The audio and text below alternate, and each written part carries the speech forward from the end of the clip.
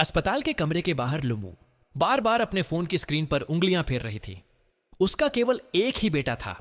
बचपन से ही दोनों एक दूसरे का सहारा बनकर जीते आए थे। वह जानती थी कि किसी और के रिश्ते में दखल देना गलत है, लेकिन अपने बेटे को मौत के मुहाने से वापस लौटते देखने के बाद उसकी बस एक ही इच्छा थी, उसे खुश देखना। तुम्हारी मां के जाने के बाद से वह खुद को कमरे में बंद किए बैठा है। मैं कितनी भी आवाज दूं, दरवाजा नहीं खोलता। लुमू ने आखिरकार सुयामिंग का नंबर मिला दिया। वह बहुत स्वाभिमानी है। मुझे डर है कहीं कोई जल्दबाजी वाला कदम ना उठा ले। उधर अस्पताल के कमरे में लू झिंगयान बिस्तर के सिरहाने टिक कर बैठा था और मैडम सू की बातें बार बार याद कर रहा था। उसके नाखून हथेलियों में गहरे ढंस गए थे। करीब आधे घंटे बाद उसका फोन कंपन करने लगा। सुयामिंग का संदेश आया। मेरी मां ने जो कुछ भी तुमसे कहा उसकी चिंता मत करो, मैं संभाल लूंगी। तुम बस अपनी सेहत पर ध्यान दो। वह स्क्रीन को टकटकी लगाकर देखता रहा। उसकी उंगलियों के सिरे तक सफेद पड़ गए थे, लेकिन किताब में तो साफ लिखा था कि सुयामिंग सबसे ज्यादा उसी की परवाह करती है, और अब उसे मिला था सिर्फ एक औपचारिक सा संदेश। उसी समय सुयामिंग ने भी अपना फोन नीचे रख दिया। तभी उसकी मां का फोन आया। तुम्हारे पिता और मैं गु परिवार के घर पर हैं, तुरंत यहां आओ, हम ड्राइंग रूम में बैठे हैं, मैडम सू ने आदेशात्मक स्वर में कहा। ड्राइवर सावधानी से चुने गए ड्यूरियन और उपहारों के डिब्बे अंदर लेकर आया। उधर गुडोंगवो और वेन शुजुन गंभीर चेहरे बनाए बैठे थे। मैडम, सू ने तुरंत मुस्कान ओढ़ ली। समधियों के बीच बस एक गलतफहमी है, इस बार मैं उससे हाउमिंग से ठीक से माफी मंगवाऊंगी। वेन शुजुन ने ठंडी हंसी के साथ कहा, तुम अपनी बेटी को अच्छी तरह जानती हो। पिछले 2 सालों में उसने कब दिल से माफी मांगी है? हमने सिर्फ इसलिए बार बार उसे बर्दाश्त किया क्योंकि हमारा बेटा उससे प्यार करता है, और हर बार तुम्हारा माफी मांगने का रवैया ठीक रहता था, लेकिन इस बार हद हो गई है। मैडम सू जल्दी से बोली, सच में यह सिर्फ गलत फहमी है। उसने ऑनलाइन शादी की बात लिख दी थी, लेकिन उस आदमी के साथ उसका कुछ नहीं है। वह तो बस हाउमिंग के साथ खुशी से रहना चाहती है। मैं उस आदमी को भी जाकर चेतावनी दे चुकी हूं। मैं सूरजमुखी के बीज खाते हुए बैठा था। मुझे यह सोचने की भी परवाह नहीं थी कि सुयामिंग तलाक क्यों नहीं लेना चाहती। मैं सिर्फ यह सोच रहा था कि उसे हाउमिंग को धमकाने से कैसे रोका जाए। वेन शुजुन के नाराज चेहरे को देखकर मैडम सू ने ड्राइवर से ड्यूरियन का डिब्बा मंगवाया। ये ड्यूरियन मां ने खुद चुने हैं। इनके कांटे बहुत नुकीले हैं। बाद में इसे इनमें से किसी एक पर घुटनों के बल बैठने दीजिए। फर्श पर रखे 5-6 ड्यूरियन देखकर मुझे लगा कि भले ही मैडम सू का असली मकसद गु परिवार की ताकत हासिल करना हो, लेकिन इस बार उनकी ईमानदारी साफ दिखाई दे रही थी। आधे घंटे बाद सुयामिंग वहां पहुंची। दरवाजे से अंदर आते ही उसकी नजर हॉल में करीने से रखे ड्यूरियनों की कतार पर पड़ी। अरे नालायक, वहां खड़ी क्या देख रही हो? इधर आओ, मैडम सू ने डांटते हुए उसे खींचकर आगे किया ताकि वह माफी मांगे। सुयामिंग ने एक नजर मेरी ओर डाली। गुडोंगवो का चेहरा तुरंत काला पड़ गया। उसे क्या देख रही हो? अभी भी उम्मीद है कि वह तुम्हारा पक्ष लेगा? वेनशुजुन ने ठंडे स्वर में कहा। अगर तुम्हें मेरा बेटा पसंद नहीं है तो तलाक ले लो, हम तुम्हें नहीं रोकेंगे। मैडम सू तुरंत बोली, यह सब गलत फहमी है। उसका स्वभाव थोड़ा तेज है, लेकिन यह कहना कि वह हाउमिंग से प्यार नहीं करती बिल्कुल गलत है। दोनों तो हाल ही में बच्चा करने की भी योजना बना रहे थे। अचानक सुयामिंग ने मेरा हाथ पकड़ लिया। पापा मम्मी, पहले मेरा रवैया गलत था, लेकिन अब हाउमिंग और मेरे बीच बहुत अच्छा रिश्ता है। मैं आगे से उसका अच्छे से ख्याल रखूंगी। गुडोंगवो ने ठंडी आवाज में कहा। मीठी बातें तो कोई भी कर सकता है। आज सुबह हमने अपनी आंखों से सब देखा है। हम तुम्हारी बात पर भरोसा कैसे करें? मैडम सू तुरंत बोली, एक ड्यूरियन चुनो और उस पर घुटनों के बल बैठो। हाउमिंग, तुम ही उसके लिए चुन दो। मेरे मन में आया, सुयामिंग जैसी घमंडी इंसान भला सबके सामने ड्यूरियन पर घुटने कैसे टेक सकती है? लेकिन मैं मैडम सू की मंशा समझ गया था। उन्हें पता था कि मैं सुयामिंग को सार्वजनिक रूप से अपमानित होते नहीं देख पाऊंगा। सुयामिंग ने मेरा हाथ और कसकर दबाया। उसकी आंखों में साफ चेतावनी थी। जैसा कि उम्मीद थी, मैंने तुरंत माहौल संभाल लिया। घर जाकर घुटनों के बल बैठ जाए तो कैसा रहेगा? हमारे माता पिता ने तुरंत बात का समर्थन किया। अरे मेरी याददाश्त भी ना। तुम दोनों जवान लोग हो, तुम्हारे अपने भावनात्मक मसले हैं। दरवाजा बंद करके जो करना हो करो। अगर यह घुटनों पर न बैठे तो हमें बता देना। गुडोंगवो ने नाक सिकोड़ते हुए कहा। सुपरिवार हमें बेवकूफ समझ रहा है क्या? वेन शुजुन ने भी हामी भरी। मेरा बेटा तुमसे इतना प्यार करता है और तुम इतनी सी सच्चाई भी नहीं दिखा सकती। फिर किस हक से कहती हो कि तुम उससे प्यार करती हो? मैडम सू ने जल्दी से माहौल शांत किया। यह बस दोनों परिवारों के बीच की गलतफहमी है। हाओमिंग एक फोटो खींच लेगा और आपको भेज देगा। यह तो पति पत्नी के बीच का छोटा सा नाटक है। सबके सामने घुटने टेकना ठीक नहीं लगेगा। गुडोंगवो ने सुयामिंग को घृणा से देखा। अगर हमें वह फोटो नहीं मिली तो सुपरिवार दोबारा गु परिवार के घर आने की उम्मीद भी न करे। वेन शुजुन ने जोड़ा, हाओमिंग, अगर तुम फिर से उसके झांसे में आ गए तो घर वापस मत आना। मैंने तुरंत सिर हिलाया। चिंता मत कीजिए माँ पापा, इस बार मैं जरूर फोटो लेकर भेजूंगा। सु यामिंग ने फिर मेरा हाथ दबाया और इस तरह मामला वहीं खत्म हो गया। मैं खुशी खुशी उसका हाथ पकड़कर बाहर निकल आया। हमारे जाते ही गु परिवार के नौकरों ने तुरंत ड्यूरियन हटवा दिए। फिर बिना किसी औपचारिकता के मैडम सू को भी बाहर तक छोड़ आए। उन्हें खाने के लिए रुकने तक का निमंत्रण नहीं दिया गया। मैं अभी कार में बैठा ही था कि फोन पर एक संदेश आया। 3 लोगों वाले ग्रुप चैट में मैसेज चमका, अभी हमारा अभिनय कैसा रहा? मैंने तुरंत 3 अंगूठा ऊपर वाले इमोजी भेज दिए। कभी फिल्म सेट पर भी मेहमान कलाकार बनकर चले? वेन शुजुन ने तुरंत जवाब दिया, क्या मैं भी आ सकती हूँ? मैं मुस्कुराकर टाइप करने लगा, बिल्कुल, परसों मैं आपको साथ ले चलूंगा। गुडोंगवो ने तुरंत विरोध किया, क्या बकवास है? अगर तुम्हारी माँ अभिनय करने जाएगी तो मेरा क्या होगा? सुयामिंग गाड़ी चला रही थी। वह लगातार फोन के कंपन की आवाज सुन रही थी। उसने कनखियों से देखा कि मेरे होंठों पर मुस्कान तैर रही है। अचानक उसके भीतर एक कड़वाहट सी उठी। पहले जब भी वह मेरे साथ होती थी मेरा पूरा ध्यान सिर्फ उसी पर रहता था, लेकिन अब जब सुयामिंग ने पूछा, रात के खाने में क्या खाना चाहोगे, तो मैंने उसकी ओर व्यंग्य भरी नजर से देखा। जिसे धमकाया जा रहा हो, क्या उसे चुनाव करने का अधिकार भी मिलता है? लाल बत्ती पर गाड़ी रुकने के दौरान सुयामिंग ने मेरी ओर गहरी नजर से देखा। तो तुम्हें सिर्फ धमकी ही महसूस होती है? मैंने भावहीन चेहरा बनाए रखा। पीछे से आती गाड़ियों के हॉर्न ने बातचीत बीच में ही रोक दी। सुपरमार्केट पहुंचकर भी वह मुझे जबरदस्ती साथ लेकर किराने का सामान खरीदने लगी, मानो हम बहुत प्यार करने वाला जोड़ा हो। मुझसे आखिर सहा नहीं गया। क्या हम बाहर जाकर खाना नहीं खा सकते? सुयामिंग ने नरम स्वर में कहा। तुमने ही तो पहले कहा था कि तुम मेरा बनाया खाना खाना चाहते हो। मैं एक पल के लिए ठिठक गया। मुझे वे दिन याद आ गए जब मुझे जबरन खाना बनाना पड़ता था। बदला लेने के लिए मैं जानबूझकर मुश्किल व्यंजन चुनता था, मसालेदार क्रेफिश, उबली हुई मछली और ब्रेस्ट पोर्क। जब सुयामिंग ने आखिरकार मेरे चेहरे पर मुस्कान देखी तो उसका मूड भी बेहतर हो गया। अचानक वह मेरी ओर झुकी और मेरे होंठों पर हल्का सा चुंबन दे दिया। मैं वहीं का वहीं स्तब्ध रह गया। एक पल में किराने का सामान चुनने का सारा मन ही खत्म हो गया। घर लौटने के बाद मैं चुपचाप अपने कमरे में घुसने ही वाला था कि उसने आवाज दी, कहाँ जा रहे हो? आओ मेरी मदद करो। मैंने दांत भींचकर मजबूर मुस्कान दी। क्या मैं मना कर सकता हूं? सुयामिंग ने बिना किसी भावना के जवाब दिया, नहीं। मैंने मन ही मन गालियां देने की इच्छा को दबाया और अनमने ढंग से उसके पीछे रसोई में चला गया। सब्जियां धो दो, एक प्लेट पकड़ाओ, एप्रन बांध दो, soya sauce, light soya sauce और सिचुआन पेपरकॉर्न निकाल कर दो। आखिरकार मुझे समझ आ गया।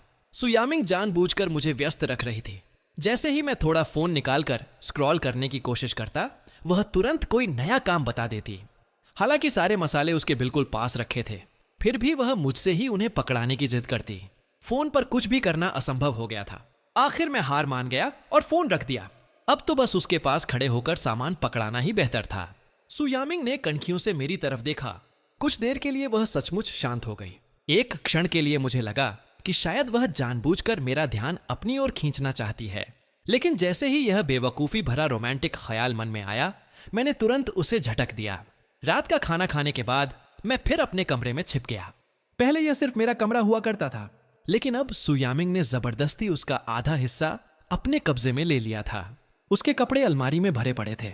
नहाने के बाद आखिरकार मुझे शांति से फोन चलाने का मौका मिला, लेकिन तभी मेरी नजर ट्रेंडिंग सर्च पर पड़ी। नशेनजुन का इंतजार हैशटैग के नीचे टिप्पणियों का सैलाब उमड़ रहा था। इतनी रात हो गई, क्या सुयामिंग अभी तक घुटनों पर नहीं बैठी? बिल्कुल नहीं। अगर बैठी होती तो अब तक वेबो पर फोटो आ चुकी होती। मेरे निजी संदेश भी भरे पड़े थे। हर कोई पूछ रहा था कि सुयामिंग ने आखिर गुलाबों पर घुटने टेके या ड्यूरियन पर। अचानक मेरे मन में एक शरारती विचार आया। मैंने लाइव स्ट्रीम शुरू कर दी और उसका लिंक वेबो पर पोस्ट कर दिया। गपशप पसंद करने वाले लोग तुरंत टूट पड़े। कुछ ही सेकंड में लाइव रूम भर गया। स्क्रीन पर टिप्पणियां बाढ़ की तरह बहने लगी। क्या हम सच में सुयामिंग को ड्यूरियन पर घुटने टेकते देखेंगे? ड्यूरियन कहाँ है? सुयामिंग कहाँ है? स्क्रीनशॉट लेने के लिए उंगलियां तैयार हैं। सुना है सुयामिंग ड्यूरियन पर घुटने टेकने वाली है। यह नजारा देखने तो आना ही था, लेकिन हकीकत यह थी कि ड्यूरियन अभी भी कार में ही पड़े थे। सुयामिंग उन्हें घर लाने का इरादा भी नहीं रखती थी। लाइव स्ट्रीम में घुटने टेकना तो दूर, अगर वह सिर्फ मेरे सामने निजी तौर पर भी ऐसा करती तो शायद दोनों परिवारों के माता पिता फिर से उसे लंबा भाषण दे डालते। लाइव स्ट्रीम के दर्शक हजारों से बढ़कर दसियों हजार हो गए। तब मैंने आखिर बोलना शुरू किया, तुम लोग भी कमाल हो, क्या मैं सच में इतनी बेवकूफी भरी चीज के लिए लाइव स्ट्रीम शुरू करता? जुशी सिटी से कोई है यहां? ये सुनते ही कमेंट सेक्शन फिर फट पड़ा। लो शुरू हो गया। क्या आप फिर कहोगे कि जुशी में भूकंप आने वाला है? टिप्पणियां पढ़कर मैं हंस पड़ा। आज का लाइव सिर्फ जुशी के लोगों के लिए प्यार भरा संदेश है। जुशी के दोस्तों, यह खबर फैलाने में मदद करो। अगले 2 दिनों में अगर कोई जुशी से ट्रेन या हवाई टिकट लेकर यात्रा पर निकलता है तो वह घुसी ग्रुप के होटलों में मुफ्त ठहर सकता है। बुफे भोजन भी बिल्कुल मुफ्त होगा। कमेंट सेक्शन एकदम फट पड़ा। क्या सच में? मैं अभी बैग पैक कर रहा हूं। जुशी के लोग कितने भाग्यशाली हैं। लाइव स्ट्रीम के दर्शक 1 लाख से ऊपर पहुंच गए। जुशी के नेटिजन्स पागलों की तरह पोस्ट शेयर करने लगे। अचानक मुझे थोड़ा गर्व महसूस हुआ। आखिर चल क्या रहा है? पड़ोसी शहरों के लोग बेचैन हो गए। अगर मैं अभी जुशी पहुंचूं तो क्या समय पर पहुंच जाऊंगा? मैंने आगे कहा, जब तक आप अगले 2 दिनों में जुशी से निकल रहे हैं आपको कई दिनों तक मुफ्त आवाज मिलेगा। आइए स्थानीय संस्कृति का अनुभव कीजिए। बेशक दूसरे शहरों की सैर करने के लिए भी आपका स्वागत है। दुनिया बहुत बड़ी है, अपने परिवार को साथ लेकर घूमिए, बस जुशी में मत रुकिए। कमेंट्स फिर उछल पड़े। जुशी में मत रुकिए, इसका क्या मतलब है? क्या सच में भूकंप आने वाला है? हे भगवान, तुम मुफ्त सुविधाओं का लालच देकर जुशी के लोगों को बाहर निकाल रहे हो। इतनी ईमानदारी मजाक जैसी नहीं लगती। क्या इसे सचमुच भूकंप की भविष्यवाणी करना आता है? जुशी के निवासियों का रवैया पूरी तरह बदल गया। जो पहले शक कर रहे थे अब घबराने लगे थे। मैं भी बहुत स्पष्ट कुछ नहीं कह सकता था। मैंने बस इतना कहा, मुझे कुछ ऐसे संकेत दिखाई दिए हैं जो भूकंप की ओर इशारा करते हैं, इसलिए मैं सबको पहले से सावधान करना चाहता हूं। अगर कुछ नहीं हुआ तो बहुत अच्छी बात है, लेकिन अगर सच में हुआ तो शायद यह मौका किसी की जान बचा सकता है। तभी गुडोंगवो अचानक लाइव स्ट्रीम में आ गए। स्क्रीन पर महंगे गिफ्ट्स के इफेक्ट्स छा गए। फिर उन्होंने संदेश भेजा, होटलों की व्यवस्था पहले ही कर दी गई है। विस्तृत जानकारी हमारे आधिकारिक अकाउंट पर देख सकते हैं। जुशी के सभी दोस्तों का यात्रा के लिए स्वागत है। मैंने तो उनसे संपर्क भी नहीं किया था, लेकिन उन्होंने पहले ही सारी व्यवस्था कर दी थी। मैंने तुरंत उस संदेश को सबसे ऊपर पिन कर दिया। उसी समय मोरांगियान भी लाइव स्ट्रीम में आ गई। उसने लगातार महंगे गिफ्ट्स भेजे और एक संदेश छोड़ा, जो भी जुशी आएगा उसे मेरी हस्ताक्षरित फोटो मिलेगी। उसके प्रशंसक तुरंत उत्साह से पागल हो गए। मुझे चाहिए, मैं अभी निकल रहा हूं। लेकिन तभी एक अप्रत्याशित घटना हुई। सुयामिंग दरवाजे से अंदर आई। उसके हाथ में ड्यूरियन का पूरा डिब्बा था। मैं खिड़की के पास बैठकर लाइव स्ट्रीम कर रहा था। उसी समय मैं पानी लेने के लिए उठा। कैमरे का एंगल संयोग से सीधे दरवाजे की तरफ हो गया। लाखों दर्शकों ने वह दृश्य लाइव देख लिया। कमेंट सेक्शन फट पड़ा। हे भगवान, वह खुद ड्यूरियन उठाकर लाई है। इतने सारे ड्यूरियन। अगर वह खुद उन्हें उठाकर लाई है तो जरूर उन पर घुटने टेकने वाली होगी। लगता है घर में घू हाउमिंग की हैसियत आसमान छू रही है। अरबपति सीईओ का ड्यूरियन पर घुटने टेकने वाला ऐतिहासिक दृश्य। मैंने अभी अभी पानी पिया था। जैसे ही पीछे मुड़ा और सुयामिंग को ड्यूरियन का डिब्बा उठाए देखा, मैं इतना चौंक गया कि लगभग पानी उगल ही दिया। तुम क्या कर रही हो? मैंने खुद को शांत करने के लिए एक और घूंट पानी पिया। सुयामिंग ने मुझे ठंडी नजर से देखा। तुमने नहीं कहा था कि तुम किसी को शीर्षासन करते देखना चाहते हो? उसके मुंह से यह शब्द निकलते ही मैं सचमुच पानी उगल बैठा। मैंने सिर उठाकर देखा। वह एक ड्यूरियन निकाल रही थी। क्या यह चलेगा? स्पष्ट था कि सुयामिंग खुद को मेरे हवाले कर रही थी। मैंने मुंह पोंछा और धीरे धीरे संभला। तभी मुझे याद आया, हम अभी भी लाइव थे और सुयामिंग पहले ही ड्यूरियन पर घुटनों के बल बैठ चुकी थी। अब खुश हो? यह सोचकर कि पूरा इंटरनेट उसे ड्यूरियन पर घुटने टेकते देख रहा है, मुझे हंसी रोकना मुश्किल हो रहा था। मेरे होंठ बार बार फड़क रहे थे। कमेंट सेक्शन पागल हो चुका था। यह तो सार्वजनिक बेइज्जती का ऐतिहासिक दृश्य है। मैंने हंसी दबाते हुए कुछ नहीं कहा। सुयामिंग ने गंभीर चेहरा बनाए रखा और बोली, अब भी घुटनों पर बैठी रहूं? मैंने मासूमियत से अपने फोन की ओर इशारा किया। हम अभी लाइव स्ट्रीम कर रहे हैं। सुयामिंग ने मेरी ओर देखा, फिर फोन की स्क्रीन की तरफ देखा। उसका चेहरा धीरे धीरे काला पड़ने लगा।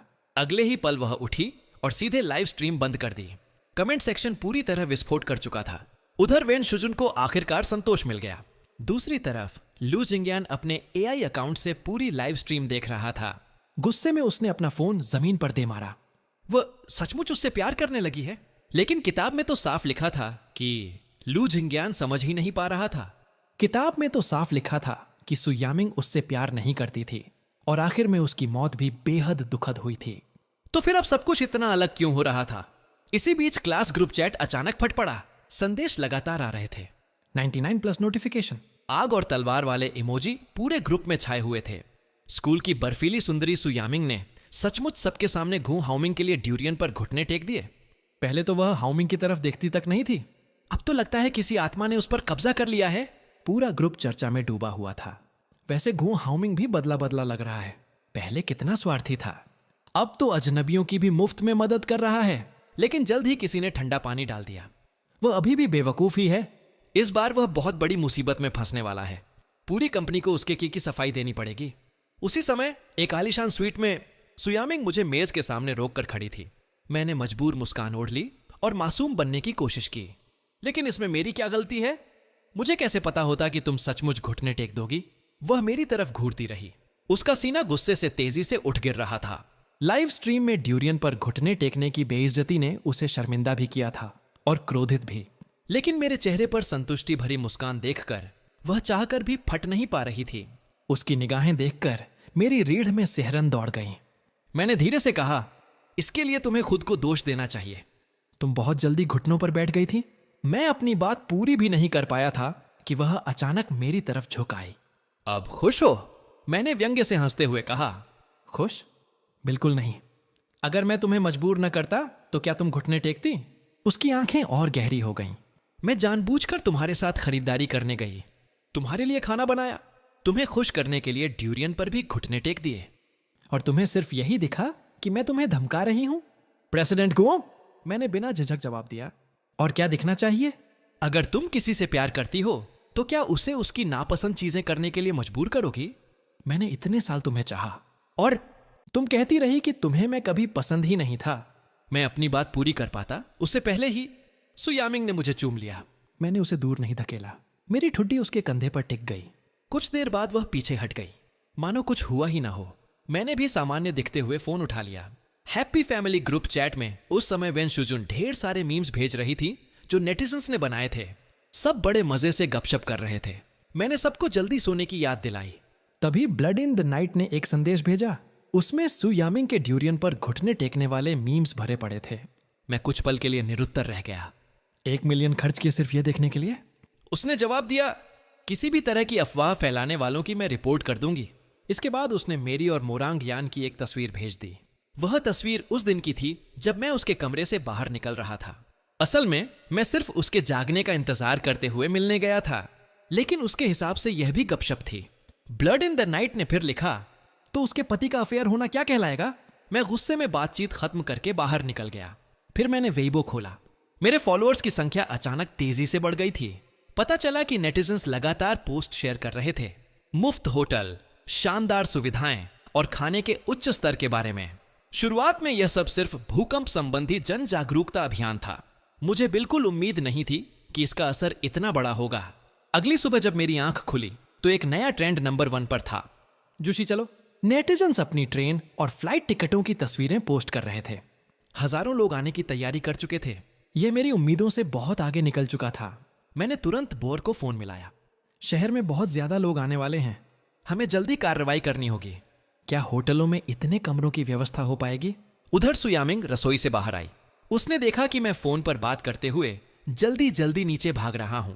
जब उसने देखा कि मैंने उसे नोटिस तक नहीं किया तो वह बिना आवाज दिए सीधे बाहर निकल गई। तभी मेरी नजर उस पर पड़ी। उसे अपनी तरफ आते देखकर मैंने जल्दी से बोर्ड से कुछ कहा और फोन काट दिया। इतनी जल्दी में कहां जा रहे हो? सु यामिंग ने पूछा। होटल में मदद करने। कल रात सोने से पहले सु यामिंग ने अपना ड्यूरियन वाला ट्रेंड भी देखा था और वह खबर भी पढ़ी थी जिसमें कहा जा रहा था कि मैंने भूकंप की भविष्यवाणी की है, ऐसी चीज जिसे पेशेवर भूकंप निगरानी संस्थाएं भी नहीं कर सकती। फिर भी मैं किसी तरह पहले से जान गया था। उसे यह सब बेहद बेतुका लगता था, लेकिन गुडोंगवो और मोरांग यान दोनों पूरी तरह मेरा साथ दे रहे थे। उन्होंने मुफ्त सेवा अभियान में भी भाग लिया था। अब मुझे खुद जाकर मदद करनी पड़ेगी। सु यामिंग ने ज्यादा कुछ नहीं कहा। वह मेरा हाथ पकड़कर डाइनिंग रूम की ओर ले गई। पहले नाश्ता कर लो, उसके बाद मैं तुम्हें वहां छोड़ दूंगी। मैंने गौर को एक संदेश भेज दिया। नाश्ते के बाद सुयामिंग मुझे गु होटल छोड़कर अपने ऑफिस चली गई। जैसे ही वह ऑफिस में दाखिल हुई, कर्मचारियों की फुसफुसाहट उसके कानों में पड़ी। किसने सोचा था कि प्रेसिडेंट सु जो रोज हमें डांटती रहती है। घर पर ड्यूरियन पर घुटने टेकेंगी। अब तो मुझे डर लग रहा है, अगली बार उन्हें देखकर कहीं मैं हंस ना पड़ूं। कल रात ग्रुप में उनके इतने मीम्स घूम रहे थे। जल्दी मुझे भी भेजो, अगली बार जब वह डांटेंगी तो मैं वहीं देखूंगा। जैसे ही लोगों ने सुयामिंग को देखा, सभी के चेहरे एकदम बदल गए।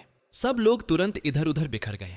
सुयामिंग सख्त चेहरे के साथ आगे बढ़ी, लेकिन रास्ते भर लोग चोरी छिपे उसे देखते रहे। यह तब तक चलता रहा जब तक वह अपने ऑफिस में नहीं पहुंच गई। उसे खुद भी समझ नहीं आ रहा था कि यह उसका भ्रम था या सच। लेकिन मीटिंग के दौरान उसे बार बार लगा कि सब लोग अपनी हंसी रोक रहे हैं। तभी उसकी असिस्टेंट फाइलें लेकर अंदर आई। वह भी मुस्कान छिपाने की कोशिश कर रही थी। सुयामिंग ने ठंडी नजर से पूछा, तुम किस बात पर मुस्कुरा रही हो? असिस्टेंट तुरंत सीधी खड़ी हो गई। उसके होंठों की मुस्कान भी गायब हो गई। कल रात जिस ट्रेंड को हटाने के लिए कहा था, वह अभी तक क्यों मौजूद है? सुयामिंग कुर्सी पर पीछे झुक गई। उसकी निगाह पहले से भी ठंडी थी। असिस्टेंट ने सिर झुका लिया। वह घबराकर अपने हाथ मसल रही थी। उसकी आवाज धीरे धीरे और धीमी होती गई। प्रेसिडेंट सु, वह ट्रेंड पूरी तरह वायरल हो चुका है। अब पैसे से भी उसे दबाना मुश्किल है। कुछ देर रुककर उसने धीरे से कहा, और सच कहूं तो अगर ट्रेंड बना रहता है तो यह कंपनी और आपकी छवि दोनों के लिए अच्छा है। अच्छा? सुयामिंग ने ठंडी हंसी हंसी। पूरा इंटरनेट अब जानता है कि आपका परिवार कितना प्यार भरा और खुशहाल है। दोनों कंपनियों के शेयर लगातार ऊंचाई पर जा रहे हैं। सुयामिंग को अचानक मेरा वह बेफिक्र चेहरा याद आ गया। उसने अपनी मुट्ठियां कस लीं। दोपहर होने से पहले ही गु होटल में सैकड़ों पर्यटक पहुंच चुके थे। ऑनलाइन समीक्षाएं बेहद सकारात्मक थीं। प्रचार अभियान उम्मीद से कहीं ज्यादा सफल रहा था। लग रहा था कि मुझे सचमुच खुद मैदान में उतरना पड़ेगा। इसलिए मैंने व्यक्तिगत रूप से सारी जिम्मेदारी संभाल ली। हर काम पर खुद नजर रखने लगा। एक भी गलती की गुंजाइश नहीं थी। पूरा होटल भाग दौड़ में डूबा हुआ था। हर तरफ शिकायतें सुनाई दे रही थीं। मैं शौचालय से लौट रहा था, तभी कर्मचारियों की बातें सुनाई दी। यंग मास्टर के एक आदेश ने हमारी जान निकाल दी है। पैसा है तो इसका मतलब यह नहीं कि यूं ही उड़ाया जाए। 2 दिन की मुफ्त सेवा, इतनी मेहनत अलग, ऊपर से होटल को लाखों का नुकसान होगा। मैं दरवाजे के बाहर खड़ा सब सुनता रहा। मेरे चेहरे पर जरा भी प्रतिक्रिया नहीं आई। कौन सा मालिक है जिसकी बुराई कर्मचारी नहीं करते? मैं आराम से अंदर चला गया। सिंक के पास हाथ धोते हुए चेहरे पर विनम्र मुस्कान बनाए रखी। फिर मैंने शांत स्वर में कहा, अच्छा काम करो, महीने के अंत में बोनस मिलेगा। इतना कहकर मैं मुड़ा और बाहर निकल गया। मेरे पीछे अचानक सन्नाटा छा गया।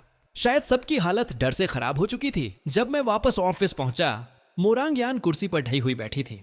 उसके सामने हस्ताक्षर की हुई तस्वीरों का पहाड़ लगा हुआ था। लगातार साइन करते करते उसका हाथ लगभग जवाब दे चुका था। मुझे देखते ही उसकी आंखें चमक उठीं।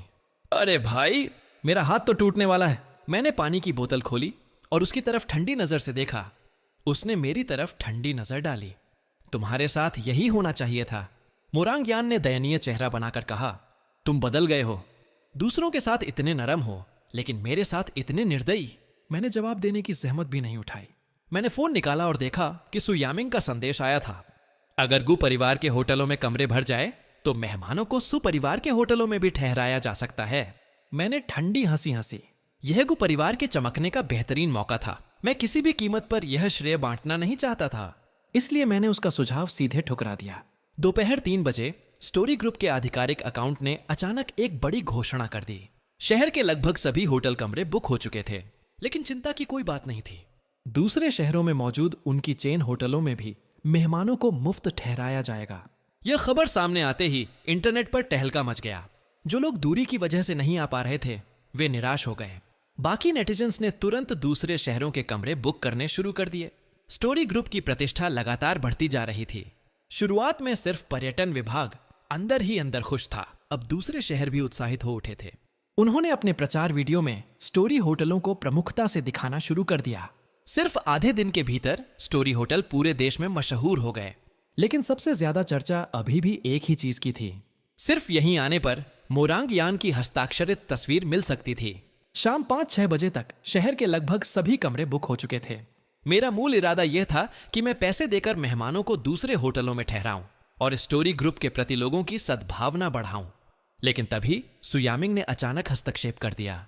उसने वेबो पर पोस्ट किया, अगर स्टोरी होटल में जगह नहीं है तो हमारे सुशी होटल भी मेहमानों को मुफ्त ठहराएंगे। बस फिर क्या था, इस जिंगाओ सुयामिंग ट्रेंडिंग सूची में सबसे ऊपर पहुंच गया। नेटिजन्स उसकी समझदारी और सहयोगी स्वभाव की तारीफ करने लगे। लेकिन मैं अंदर ही अंदर गुस्से से उबल रहा था। यह पूरी मार्केटिंग योजना मेरी थी और उसने बस तैयार लहर पर सवारी कर ली थी। मैं झुंझलाकर फोन पटकने ही वाला था। जब सुयामिंग मुझे लेने आई तो बाहर वालों की नजर में वह एक आदर्श और देखभाल करने वाली पत्नी लग रही थी। वह खुद मुझे लेने आई थी, लेकिन मुझे यकीन था कि उसके मन में कोई और गणना चल रही है। जैसे ही मैं कार में बैठा, मैंने ठंडे स्वर में कहा, मुझे पहले पता नहीं था कि तुम ट्रेंड्स का फायदा उठाने में इतनी माहिर हो। सुयामिंग ने स्टीयरिंग व्हील कसकर पकड़ लिया। उसकी आंखों में जटिल भाव उभर आए। तुम्हें लगता है मैंने यह सिर्फ प्रसिद्धि पाने के लिए किया? उसने पहले ही सुझाव दिया था कि जरूरत पड़ने पर मेहमानों को सुपरिवार के होटलों में भेजा जा सकता है। दोपहर की एक मीटिंग के दौरान उसने लोगों को यह कहते सुना था कि स्टोरी होटल भर चुके हैं और अतिरिक्त मेहमानों को दूसरे स्थानों पर भेजना पड़ रहा है। कुछ लोग मेरा मजाक उड़ा रहे थे। वे कह रहे थे कि मैं बेवकूफी कर रहा हूं और कंपनी के लिए परेशानी पैदा कर रहा हूं। इसलिए उसने अपनी तरफ से मदद करने की कोशिश की थी, लेकिन मैंने इसे उसका श्रेय छीनना समझ लिया। मैंने व्यंग्य से कहा, और क्या वजह हो सकती है? सुयामिंग की निगाहें मेरे चेहरे पर टिक गईं, मानो वह मेरे भीतर तक झांक लेना चाहती हो। उसकी वह नजर इतनी प्रभावशाली थी कि एक पल के लिए मुझे ही अपराधी जैसा महसूस होने लगा। मैंने हल्की हंसी हंसी और खिड़की के बाहर देखने लगा।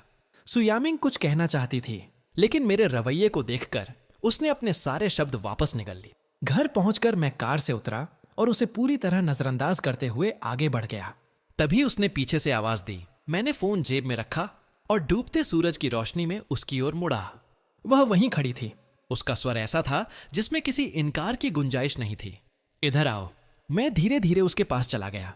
क्या बात है? फिर से मुझे धमकाने वाली हो? हमारी नजरें मिली। मेरे शब्द उसके दिल में चुभते तीरों जैसे थे। कुछ क्षण बाद उसने धीमे स्वर में कहा, तुमने कहा था कि मेरी बात मानोगे। फिर उसने एक और बात कही। उसकी आवाज में भावनाओं का जटिल मिश्रण था। मैं समझ नहीं पा रहा था कि वह खुद को इतना कष्ट क्यों दे रही थी। कुछ देर बाद मैं बिना कुछ कहे ऊपर चला गया। मैं उसके साथ एक पल भी ज्यादा नहीं रुकना चाहता था। अपने कमरे में पहुंचते ही मैंने गौर को संदेश भेजा। वीडियो का मामला कहां तक पहुंचा? गौर ने तुरंत जवाब दिया, लू जिंगयान के अलावा अभी 2 लोग और बाकी हैं। हमने लोगों की संख्या बढ़ा दी है, बस 2 और बचे हैं। उसके बाद तुम पूरी तरह सुरक्षित हो जाओगे। यह सुनकर मुझे काफी राहत मिली। उस रात सोने से पहले भी सुयामिंग मेरे आसपास मंडराती रही। मैं आखिरकार झुंझला कर बोला, सुयामिंग, अगर मुझे सोने नहीं देना है तो कम से कम यूं परेशान करना बंद करो। लेकिन उसने मेरी बात पर कोई ध्यान नहीं दिया। उसके व्यवहार ने मुझे और उलझन में डाल दिया। आखिरकार उसने आधे समझाने और आधे दबाव वाले लहजे में कहा, अब से तुम जो चाहो कर सकते हो। उसका मतलब साफ था, अगर मैं उसकी बात मानूं तो मुझे आजादी मिलेगी, अगर नहीं तो वह मुझे यूं ही नियंत्रित करती रहेगी। मैं दांत भींचकर चुप रहा। रात भर मेरा मन उलझा रहा। उस रात मैंने एक अजीब सपना देखा। सपने में मैं सुयामिंग से अपने सारे पुराने हिसाब बराबर कर रहा था। जितना वह मुझसे डरती दिखाई देती, मुझे उतना ही संतोष मिलता। लेकिन तभी अचानक मुझे गर्मी का एक झोंका महसूस हुआ। मैंने आंखें खोलीं। सामने सुयामिंग की गहरी निगाहें थीं। लगता था वह काफी देर से जाग रही थी और मुझे देख रही थी। सुबह होने तक मैं ठीक से सो भी नहीं पाया। अगली सुबह मैंने थका हुआ शरीर घसीटते हुए फोन उठाया। पूरा इंटरनेट सिर्फ 2 खबरों से भरा पड़ा था। पहली, वास्तव में भूकंप आ गया था। दूसरी, आपदा प्रबंधन विभाग ने आधिकारिक रूप से रिपोर्ट जारी की थी। स्टोरी ग्रुप ने प्रभावित क्षेत्र में 2 करोड़ मूल्य की राहत सामग्री दान की थी। विशेषज्ञ चुप थे, लेकिन इंटरनेट पर लोग एक ही बात कह रहे थे, घू हाउमिंग से माफी मांगो। सरकारी अकाउंट के कमेंट सेक्शन में हजारों संदेश उमड़ पड़े। मेरा वेबो अकाउंट भी फट पड़ा। मेरे फॉलोअर्स 1 मिलियन से ज्यादा बढ़ गए। निजी संदेशों की संख्या 999 प्लस दिखा रही थी। यहां तक कि एक सरकारी अधिकारी ने इंटरव्यू में कहा, प्रेसिडेंट गुओ की चेतावनी की वजह से इस बार नुकसान और हताहतों की संख्या पहले की तुलना में काफी कम रही। लोगों की प्रशंसा लगातार बढ़ती गई। कुछ लोगों ने तो मुझे शहर का छवि दूत तक कह दिया। उधर कॉर्पोरेशन के सीईओ कार्यालय में सुयामिंग समाचारों में भूकंप से जुड़ी रिपोर्ट देख रही थी। उसकी उंगलियां अनजाने में कस गईं। उसे याद आया कि मैंने कितने विश्वास के साथ भूकंप की भविष्यवाणी की थी, मानो मुझे पहले से सब कुछ पता हो। उसकी आंखें गहरी हो गईं। तभी उसका फोन बजा। दूसरी तरफ लूमू की चिंतित आवाज थी, यामिंग, क्या तुम जिंगयान से बात कर सकती हो? तुम्हारी मां के आने के बाद से उसने खुद को कमरे में बंद कर लिया है। वह कई दिनों से ठीक से खाना भी नहीं खा रहा। आधे घंटे बाद लू परिवार की हवेली में सुयामिंग लू जिंग्यान के कमरे के बाहर खड़ी थी। उसने धीरे से दरवाजा खटखटाया। जिंग्यान, मैं हूं। यह कहते हुए उसने दरवाजा खोल दिया। कमरे के अंदर लू जिंग्यान बिस्तर के सिरहाने सिकुड़कर बैठा था। उसके चेहरे पर आंसुओं के निशान साफ दिखाई दे रहे थे। लू, जिंग्यान का चेहरा पीला पड़ चुका था और उस पर आंसुओं की लकीरें साफ दिखाई दे रही थीं। कंबल में सिकुड़ा हुआ उसका छोटा सा शरीर उसे बेहद कमजोर और असहाय दिखा रहा था। तुम्हें यहां नहीं आना चाहिए था। उसकी आवाज भर्रा गई। अगर तुम्हारी मां को पता चल गया तो। वह आगे बोल ही नहीं पाया। सुयामिंग ने उसे एक टिश्यू थमाया और शांत स्वर में कहा, चिंता मत करो, मैंने पहले ही अपनी मां से बात कर ली है। उस आदमी को देखते हुए जो कभी उसके सपनों में बसता था और उसके दिल में खास जगह रखता था, उसे आश्चर्यजनक रूप से एक अजीब सी राहत महसूस हुई। पिछली रात की परीक्षा ने सब कुछ साफ कर दिया था। वे तथाकथित भावनाएं दरअसल युवावस्था के भ्रम से ज्यादा कुछ नहीं थीं। यामिंग जी, लू जिंग्यान ने अचानक सिर उठाया। क्या तुमने ध्यान दिया है कि गुओ हाओमिंग बदल गया है? जिस तरह उसने भूकंप की भविष्यवाणी की, ऐसा लगता है जैसे उसे पहले से पता था कि क्या होने वाला है। सुयामिंग की आंखों में हल्की चमक उभरी। बेशक उसने भी यह बदलाव महसूस किया था। जिस आदमी से वह कभी नफरत करती थी, वही अब अनजाने में उसे अपनी ओर खींचने लगा था। लू जिंग्यान ने मुट्ठी भींच ली। उसकी आंखों में असंतोष की चमक उभरी। गु हाओमिंग भविष्य कैसे देख सकता है, जबकि मुझे सिर्फ जीवन के धुंधले टुकड़े ही दिखाई देते हैं? वह अपनी किस्मत इतनी आसानी से कैसे बदल सकता है? यहां तक कि तुम भी उसके बारे में अपनी राय बदल रही हो। सुयामिंग ने उसकी ओर देखा। बचपन की यादें अभी भी उसके मन में थीं। वह उसके बारे में बुरा सोचने को तैयार नहीं थी। वह तुम्हें फिर परेशान नहीं करेगा। लेकिन लू जिंग्यान हार मानने को तैयार नहीं था। क्या तुम्हें यह सब अजीब नहीं लगता? उसने सुयामिंग के बदलते भाव देख लिए थे। कोई इंसान बदल सकता है, लेकिन अचानक सर्वज्ञानी नहीं बन सकता। मुझे डर है कि तुम्हें धोखा दिया जा रहा है। क्या हो अगर कोई व्यक्ति घू हाओमिंग बनकर तुम्हारे पास रहने की कोशिश कर रहा हो? मुझे बिल्कुल अंदाजा नहीं था कि किसी ने मुझे नकली और भेष बदलने वाला तक मान लिया है। फोन स्क्रॉल करते करते मुझे भूख लग गई। मैं उठकर खाना खाने घर चला गया। उधर अमीर महिलाओं के ग्रुप का माहौल पूरी तरह बदल चुका था। कल तक वे पीठ पीछे गु परिवार का मजाक उड़ा रही थीं और हाओमिंग को बेवकूफ कह रही थीं। आज वही समाज सेवी महिलाएं चापलूसी करने में लगी थीं। वेन शुजुन अचानक सबका केंद्र बन गई थीं। शुजुन, तुम्हारा बेटा कमाल का है। पूरा इंटरनेट उसकी तारीफ कर रहा है। शहर के नेता तक उसका नाम लेकर उसकी प्रशंसा कर रहे हैं। उसने तुम्हारे परिवार का नाम रोशन कर दिया। कब मिल रहे हैं दोपहर की चाय पर? रिकॉर्डिंग वाली घटना के बाद वेन शुजुन का उनसे बात करने का बिल्कुल मन नहीं था। जैसे ही उन्होंने मुझे घर लौटते देखा, उन्होंने तुरंत निमंत्रण ठुकरा दिया। मैं आज दोपहर अपने बेटे के साथ समय बिताऊंगी और हाओमिंग को भी साथ ले जाऊंगी। वैसे क्या मोरांग्यान मेरे पोते के लिए एक ऑटोग्राफ दे सकती है? भूल जाइए, वेन शुजुन ने साफ इनकार कर दिया। उसे अजनबियों के बीच रहना पसंद नहीं है। यह कहकर उन्होंने दृढ़ता से फोन नीचे रख दिया। मैंने देखा कि उनके चेहरे पर गर्व से भरी मुस्कान फैली हुई थी। इतनी खुश क्यों हो? वेन शुजुन मुझे बैठाकर उत्साह से बोलने लगी। तुम्हें अंदाजा भी नहीं है कि वे लोग कितने पाखंडी हैं। उनकी हर बात में गर्व झलक रहा था। यहां तक कि तुम्हारे पिता की तरफ भी हमारी बहुत इज्जत बढ़ गई है। जिस स्थानीय दबंग से पहले समझौता नहीं हो रहा था, वह खुद हमारे पास आया और मेरी इतनी तारीफ की कि पूछो मत। गुडोंग वो इतने खुश थे कि उन्होंने मुझे 20 मिलियन युआन जेब खर्च के रूप में ट्रांसफर कर दिए। अपने खाते में इतनी बड़ी रकम देखकर मुझे एक अलग ही सुरक्षा का एहसास हुआ। लगता था कि गु परिवार ने आज कोई बहुत बड़ा सौदा भी हासिल कर लिया था। किसी ने नहीं सोचा था कि भूकंप की खबर सामने आते ही मेरी लोकप्रियता इतनी तेजी से बढ़ जाएगी। घुसी द्वारा भेजी गई पहली राहत सामग्री और घुसी शहर में यात्रियों को दी गई 30% छूट ने पूरे देश के नेटिजन्स की प्रशंसा हासिल कर ली। घुसी की लाइव स्ट्रीम अचानक विस्फोटक रूप से लोकप्रिय हो गई। कई लोगों ने वर्षों से घुसी के उत्पाद इस्तेमाल किए थे। सब कह रहे थे कि वे सस्ते और बेहद उपयोगी हैं। लाइव स्ट्रीम में तो हाल यह था कि उत्पादों का परिचय पूरा होने से पहले ही लोग ऑर्डर दे रहे थे। लिंक नंबर 5 में 500 और ऑन ऑर्डर जोड़ो। लिंक नंबर 3 स्टॉक से बाहर क्यों हो गया? कॉस्मेटिक्स पूरी तरह बिक चुके हैं। सिर्फ एक दिन में बिक्री 100 मिलियन युआन पार कर गई। यह एक ऐतिहासिक रिकॉर्ड था। अब मैं सचमुच व्यापार जगत में मशहूर हो चुका था। हर जगह लोग पूछ रहे थे, क्या गु परिवार का युवा उत्तराधिकारी अब कारोबार संभालने वाला है? ट्रेंडिंग विषयों और तेजी से बढ़ते शेयर देखकर मेरे मन में मिश्रित भाव उठे। इस कदम ने एचएक्स ग्रुप की चमक लगभग ढक दी थी और मैंने उनके शेयर भी खरीद रखे थे। बिल्ली को सहलाते हुए मैं आगे की योजना के बारे में सोच रहा था कि अचानक फोन बज उठा। संदेश डार्क नाइट सीज ब्लड का था। मैंने खोलकर देखा। अंदर साई की क्लब में मौज मस्ती करते हुए तस्वीरें थीं। क्या इसे भी घोटाला माना जाएगा? मैं तो खुश ही होता अगर वह रोज बाहर रहे और घर आकर मुझे परेशान न करे, लेकिन वास्तविकता मेरी उम्मीदों से अलग निकली। लगता था सुयामिंग ने मेरी जिंदगी मुश्किल बनाने की ठान ली थी। मैं नहाकर सोने की तैयारी कर ही रहा था कि वह नशे में घर लौटी। दरवाजे पर खड़ी होकर वह लगातार मुझे घूरती रही।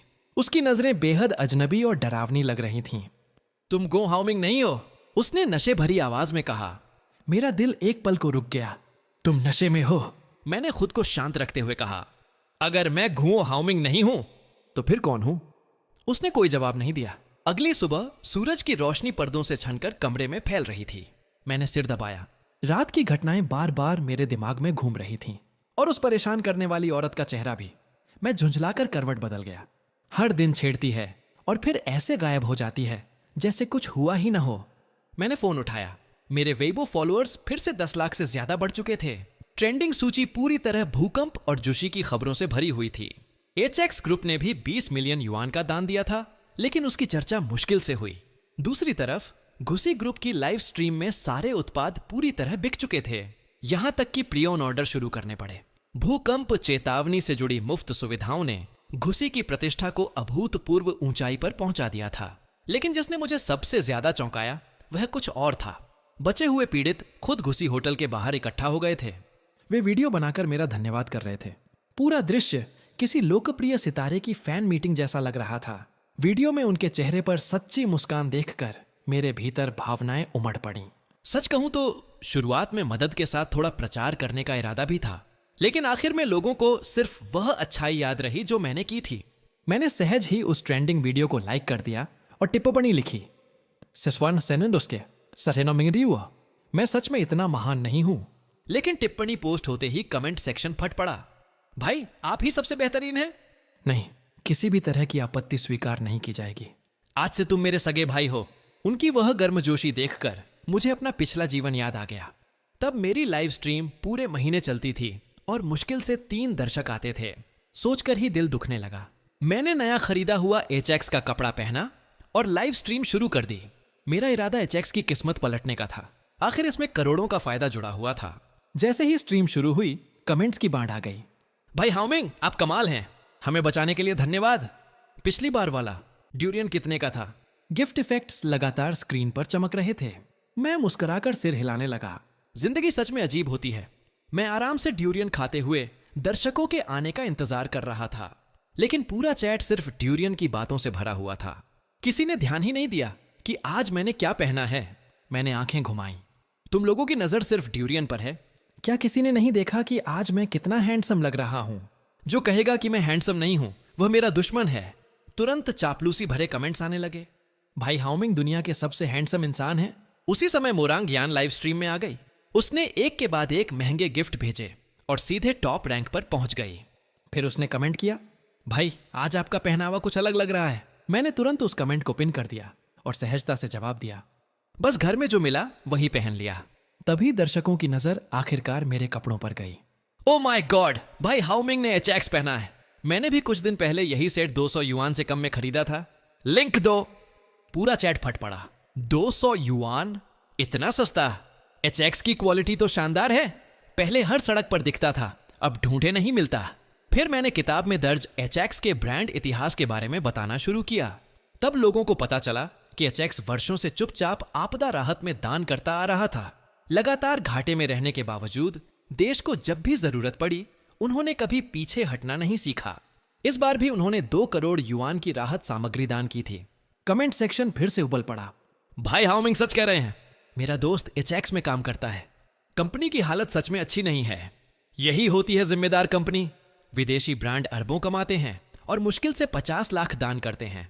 उधर एचएक्स की लाइव स्ट्रीम में पहले मुश्किल से 100 दर्शक होते थे। होस्ट हर कपड़े को पूरी लगन से समझाती रहती थी। अचानक कमेंट्स की बाढ़ आ गई। होस्ट, हमें भाई हाउमिंग वाला आउटफिट चाहिए। छोटी सी होस्ट ने नए दर्शकों का स्वागत किया। भाई हाउमिंग वाला आउटफिट? वह घबराकर फोन पर खोजने लगी। सबसे मजेदार बात यह थी कि उसे खुद भी नहीं पता था कि मैंने उनकी कंपनी के कपड़े पहने हुए हैं। जब उसे पता चला कि मैं उनके ब्रांड का प्रचार कर रहा हूं तो खुशी से उसके हाथ कांपने लगे। वह वापस लाइव आई और बोली, माफ कीजिए, मैं अभी दूसरे काम में व्यस्त थी, इसलिए ऑनलाइन खबर नहीं देख पाई। यह हमारे लिए बहुत बड़ा सम्मान है कि भाई हाओमिंग ने हमारे कपड़े पहने। कमेंट्स फिर पागलों की तरह आने लगे। होस्ट, बातें बाद में, पहले लिंक डालो। Link link link. Live stream का दर्शक संख्या 2000 से ऊपर पहुंच गई। होस्ट ने पहले कभी ऐसा दृश्य नहीं देखा था। घबराहट में उसकी हथेलियां पसीने से भीग गईं। उसने तुरंत उत्पाद का लिंक लगा दिया। यह हमारा इस सीजन का मुख्य उत्पाद है। वह वाक्य पूरा भी नहीं कर पाई थी कि कमेंट्स फिर फट पड़े। Out of stock. सब बिक गया। होस्ट घबराकर बोली, मुझे बहुत खेद है भाई, हाओमिंग वाला पूरा स्टॉक खत्म हो गया है। आप दूसरे डिजाइन भी देख सकते हैं। लेकिन तब तक फ्लैगशिप स्टोर भी खाली हो चुका था। दोस्तों, एक ही कपड़ा लेना जरूरी नहीं, ब्रांड सपोर्ट करना ज्यादा महत्वपूर्ण है। आखिर इसे भाई हाओमिंग ने पसंद किया है। सिर्फ 30 मिनट के भीतर उनकी बिक्री गर्मियों की कुल बिक्री से भी आगे निकल गई। जो लोग खरीद नहीं पाए थे वे अभी भी शिकायत कर रहे थे। यह खबर जल्द ही कंपनी के उच्च अधिकारियों तक पहुंच गई। एचएक्स के आधिकारिक ब्लॉग ने तुरंत पोस्ट किया, हमें सम्मानित महसूस हो रहा है कि गुओ हाओमिंग ने हमारे कपड़े पहने। आपकी सराहना के लिए धन्यवाद। हम किसी आदर्श कंपनी कहलाने योग्य नहीं हैं।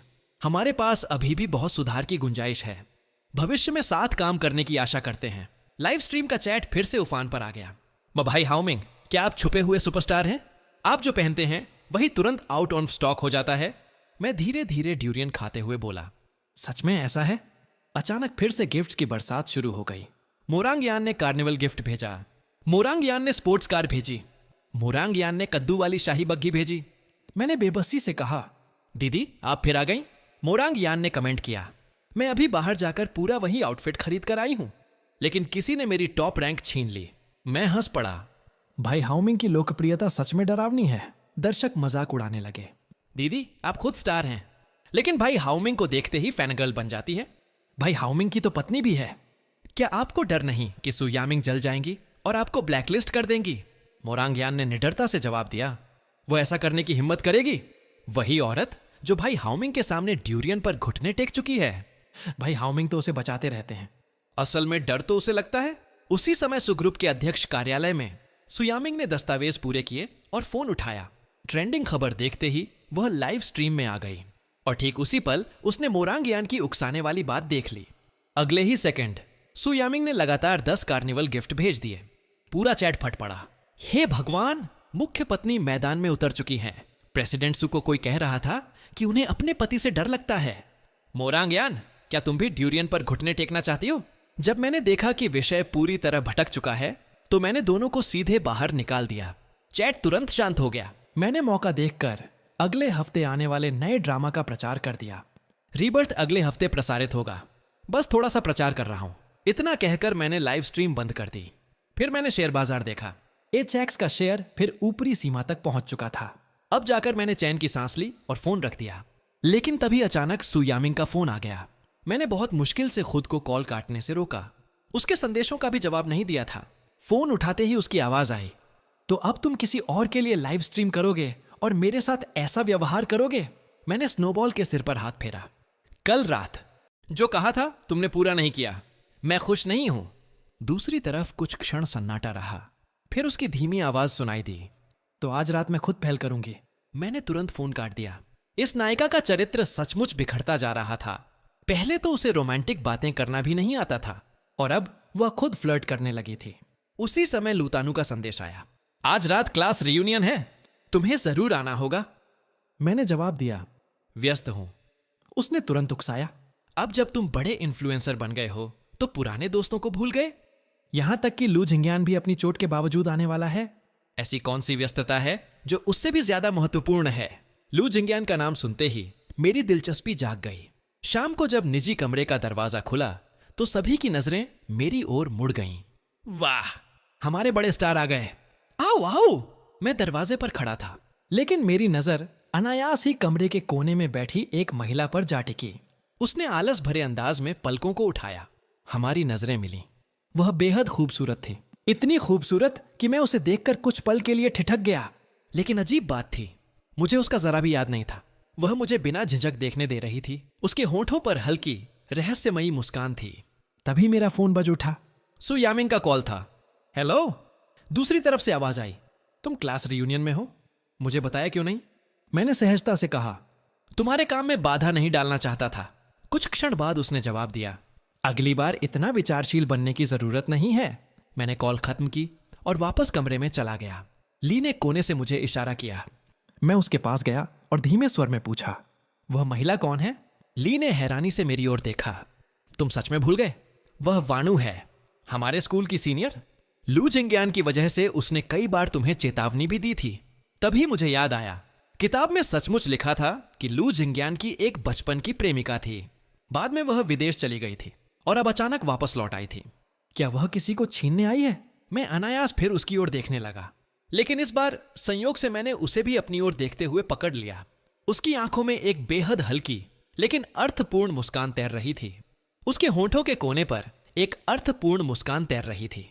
तभी मैंने ली जियान को कहते सुना, भाई हाओमिंग, क्या मैं आपके साथ एक फोटो ले सकता हूं? मैंने नजरें हटाकर उसकी ओर देखा। वह अपने फोन को कसकर पकड़े हुए था। उसकी आंखों में उम्मीद, घबराहट और हल्की सी खुशी साफ दिखाई दे रही थी। बेशक लिजियान हमेशा मूल हाओमिंग को अपना दोस्त मानता था, लेकिन मूल हाओमिंग ने कभी उसकी परवाह नहीं की थी, इसलिए उनके पास एक भी साथ की तस्वीर नहीं थी। मैं खुद आगे बढ़कर उसके पास खड़ा हो गया। तब जाकर ली जियान को यकीन हुआ और उसने खुशी खुशी कैमरा खोल लिया। उसी समय शियाओ वाणु की नजर हमारी ओर पड़ी। उसने देखा कि मैं और ली जियान सेल्फी ले रहे थे और दोनों थोड़े मूर्खों की तरह हंस रहे थे। बड़ी बहन वाणु, क्या आप भी? ली जियान ने उत्साह से पूछा, लेकिन शियाओ वाणु ने ठंडी निगाह डाली और दूसरी तरफ देखने लगी। उसी समय निजी कमरे का दरवाजा खुला। लू जिंग्यान बैसाखियों के सहारे अंदर आया। मेरी नजर अनायास ही शियाओ वाणु की ओर चली गई। मैंने देखा कि वह सीधे लू जिंग्यान को घूर रही थी। लू जिंग्यान ने भी उसे देख लिया। उसकी आंखें तुरंत चमक उठीं। वह बैसाखियों के सहारे सीधे उसकी ओर बढ़ गया। मुझे यह सब बहुत अजीब लग रहा था। लू जिंग्यान टूटी हुई टांग के बावजूद यहां आया था, सुयामिंग के लिए नहीं, इस महिला के लिए। तो क्या उसने वास्तव में सुयामिंग को छोड़ दिया था? क्या इसी वजह से सुयामिंग ने तलाक का फैसला बदल दिया? आखिर वह 7 साल का रिश्ता था, ऐसा कैसे हो सकता है? शियाओ वाणु, तुम कब वापस आई? किसी ने मजाक किया? इतने सारे लोग बैठे हैं, लेकिन हमारे बड़े स्टार को सिर्फ वाणु ही दिखाई दी। चारों तरफ हंसी गूंज उठी। शियाओ वाणु ने मेज पर रखी टाइल जोर से रख दी और खड़ी हो गई। लांगमंग ने आसपास बिखरी हुई चीजें समेट लीं और दोनों को थोड़ा निजी स्थान दे दिया। तब जाकर शियाओ वाणु ने लू जिंग्यान की ओर देखा। उसकी निगाहें दूर और ठंडी थीं। इतनी चोट लगी है, फिर भी घर पर आराम करने के बजाय यहां चले आए। लू जिंग्यान उसे ध्यान से देखता रहा। किताब में तो उसकी मौत तक शियाओ वाणु की कोई खबर नहीं थी। फिर वह अचानक वापस क्यों आ गई? सु यामिंग उसे पसंद नहीं करती थी। लू जिंग्यान चाहे जितनी कोशिश कर ले, वह उसका दिल नहीं जीत सकता था। लेकिन शियाओ वाणु अलग थी। वे दोनों बचपन के साथी थे। मैंने सुना था कि वह विदेश में काफी सफल हो गई है। मैं तुम्हें ढूंढने की उम्मीद में आया था। लू जिंग्यान की आवाज भर्रा गई। तुम बिना कुछ कहे चली गई थी। इतने सालों तक कोई खबर नहीं दी। मैं सिर्फ इस उम्मीद में रियूनियन में आता रहा कि शायद तुमसे मुलाकात हो जाए। शियाओ वाणु ने उसे ठंडी नजर से देखा। उसके चेहरे पर कोई भाव नहीं था। लू जिंग्यान ने कांपती आवाज में पूछा, इतने सालों तक तुमने मुझसे संपर्क क्यों नहीं किया? शियाओ वाणु हंस पड़ी, लेकिन उसकी हंसी में गर्मजोशी नहीं थी। तुम मेरे कौन लगते हो? ये शब्द सीधे लू जिंग्यान के दिल में तीर की तरह ढंस गए। उसने मुट्ठियां भींच लीं। उसे शायद वे सारी कठोर बातें याद आ रही थीं जो उसने अतीत में कही थीं। मैं सोचता था कि कम से कम हम दोस्त तो हैं। शियाओ वाणु ने ठंडे स्वर में कहा, मैं कभी पुरुषों से दोस्ती नहीं करती। लू जिंग्यान की आंखें लाल हो गईं। तो हमारी सारी यादों का क्या मतलब था? शियाओ वाणु के होठों पर हल्की व्यंग्यपूर्ण मुस्कान उभरी। जो लोग वर्तमान से संतुष्ट नहीं होते, वही अतीत से चिपके रहते हैं। उसकी तीखी नजर जैसे लू जिंग्यान के भीतर तक उतर गई। उधर किसी ने अचानक मेरी तरफ ताना कस दिया, घो हाओमिंग, तुम्हारी पत्नी तो लाइव स्ट्रीम में ड्यूरियन पर घुटने टेक चुकी है। आज अकेले क्यों आए हो? मैं आराम से सोफे पर टिककर सूरजमुखी के बीज खाते हुए तमाशा देख रहा था। यह सुनकर मैंने आलस से जवाब दिया, मैं अपाहिज नहीं हूं। हर जगह पत्नी को साथ लाना जरूरी है क्या? लू तान्यू का चेहरा उतर गया। फिर उसने हंसते हुए कहा, शादी के लिए सबसे ज्यादा कौन पीछे पड़ा था? मैंने हाथ में पकड़े गिलास को घुमाते हुए लापरवाही से कहा, वह एक बीमारी थी। अब मैं ठीक हो चुका हूं। अचानक शियाओ वाणु हल्का सा हंसी। उसकी नजर मुझ पर आकर ठहर गई। मुझे नहीं लगता कि पुरानी बीमारियां इतनी आसानी से ठीक होती हैं। लू जिंग्यान उसे घूरता रह गया। उसकी बैसाखी उसकी पकड़ में चरमराने लगी। स्पष्ट था कि वह उससे नजरें तक नहीं मिलाना चाहती थी। फिर भी उसने मेरी बात का जवाब दिया था। दूसरी तरफ ली जिबिंग ने आग में घी डाल दिया। उसने लू तान्यू से कहा, तुम्हारी पत्नी तुम्हें धोखा दे रही है और तुम अभी भी अपने प्यार का दिखावा कर रहे हो। लोगों के मजाक उड़ाने का डर नहीं है। और भी सहपाठी इकट्ठा हो गए। यह सुनते ही लू तान्यू और उसकी पत्नी दोनों के चेहरे बदल गए। किसे धोखेबाज कहा तुमने? उसकी पत्नी ने गुस्से में चाय की मेज लात मारकर पलट दी। मेज लगभग हमारी तरफ गिर ही गई थी। मैंने ली जिबिंग को पीछे खींचा और ठंडे स्वर में कहा, अगर कुछ किया ही नहीं तो इतनी बेचैनी क्यों हो रही है? ली जिबिंग भी बोला, हाँ, या फिर सचमुच चोर की दाढ़ी में तिनका है? लू तान्यू ने तिरस्कार से कहा, मुझे लगता है तुम बस जल रहे हो। हमारा रिश्ता देखकर तुम्हें बुरा लगता है। मैं हंस पड़ा। उस जैसी औरत से मुझे जलन होगी? तुम सच में यही सोचते हो? लू तान्यू की पत्नी ने गुस्से में शराब की बोतल उठा ली। मैंने ली जिबिंग को अपने पीछे किया और आगे बढ़ गया। मारो, यही मारो, लेकिन याद रखना, अगर मुझे चोट पहुंची तो तुम जेल से बाहर नहीं निकल पाओगी। लू तान्यू ने तुरंत अपनी पत्नी को रोक लिया। वह अच्छी तरह जानता था कि गु और सु परिवार से दुश्मनी लेना आसान नहीं था। ऊपर से इस समय पूरा इंटरनेट भी मेरे पक्ष में था। हिंसा करना आत्महत्या जैसा होता। वह सिर्फ ली जिबिंग पर चिल्ला सका। अब तुम्हें बड़े लोगों का सहारा मिल गया है, इसलिए बहादुरी दिखा रहे हो। उस जैसी औरत भी तुम्हें पसंद नहीं करेगी, मैंने व्यंग्य से कहा। उस जैसी औरत का पसंद करना कोई उपलब्धि है क्या? बस इतनी ही बात है। इस बार कई सहपाठी भी लू तान्यू के खिलाफ बोलने लगे। ऐसी औरत जो किसी आदमी को पैसे देकर रखे? मैंने खुद देखा है। रात के क्लबों में दूसरे मर्दों के साथ घूमती थी। यह बिल्कुल गलत है। सब चुप रहो। लू तान्यू जोर से गरजा। वह अब भी यकीन नहीं कर पा रहा था। जिस पत्नी को वह आज्ञाकारी और समर्पित समझता था, वह उसे धोखा दे सकती है? तभी शियाओंग ने ग्रुप चैट में एक लिंक भेज दिया। खुद देख लो, यह पहले से ट्रेंड कर रहा है। लू तान्यू ने कांपते हाथों से लिंक खोला। अंदर उसकी पत्नी की बेवफाई के पक्के सबूत थे। फोटो, वीडियो, हर तरह का प्रमाण मौजूद था। उसके हाथ कांपने लगे। उसने पत्नी को धक्का देकर दूर कर दिया। उसका दिल दर्द से मरोड़ खा रहा था। कभी जितना गहरा प्रेम था, अब उतनी ही गहरी नफरत बन चुका था। मैं पोस्ट देख ही रहा था कि ली जिबिंग ने मुझे हल्का सा कोहनी मारी। मैं भी हैरान था। कहानी तो अभी उस हिस्से तक पहुंची ही नहीं थी जहां मैं लू जिंग्यान को फंसाने वाला था। तो यह राज पहले कैसे खुल गया? पहले तो उसका पूर्व सहायक था जिसने लू जिंग्यान की मदद के लिए जानकारी लीक की थी। लेकिन इस बार पर्दे के पीछे कौन था? मैं अभी यही सोच रहा था कि अचानक मेरे कानों के पास सुयामिंग की आवाज सुनाई दी। इतना ध्यान लगाकर क्या देख रहे हो? मैंने सिर उठाया। फिर थोड़ी दूर बैठे लू जिंग्यान की ओर देखा। वह अभी भी शियाओ वाणु को खोई हुई नजरों से देख रहा था। उसे तो यह भी पता नहीं चला कि सुयामिंग कब आ गई। मैंने लापरवाही से कहा, कुछ खास नहीं। सुयामिंग ने मेरा हाथ पकड़ लिया। दूसरों की गलतियों से सीखो। मैं हंस पड़ा। बिल्कुल, मुझे यही सीखना चाहिए कि धमकियों के आगे कैसे न झुकूं।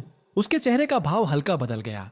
फिर वह थोड़ा झुककर मेरे कान के पास बोली, तुम्हें यह सीखना चाहिए कि मुझसे प्यार कैसे किया जाता है। उसी समय लू जिंग्यान की नजर आखिरकार हमारी तरफ पड़ी। उसने देखा कि सुयामिंग मेरे बहुत करीब खड़ी है। बैसाखी पकड़ा उसका हाथ थोड़ा कांपा। उसी समय एक सहपाठी उससे टकराते टकराते बचा। अंधे हो क्या? वह झल्ला कर बोला, अगर युवा मास्टर लू की टांग फिर टूट गई तो जिम्मेदारी लोगे? सुयामिंग ने भौहें सिकोड़ ली और मुझे अपनी तरफ खींच लिया। तुम यहां क्या कर रहे हो? लू जिंग्यान ने तुरंत मुस्कान ओढ़ ली। यामिंग, मैं हमेशा तुमसे कुछ समझाना चाहता था। जरूरत नहीं, सुयामिंग ने शांत स्वर में कहा।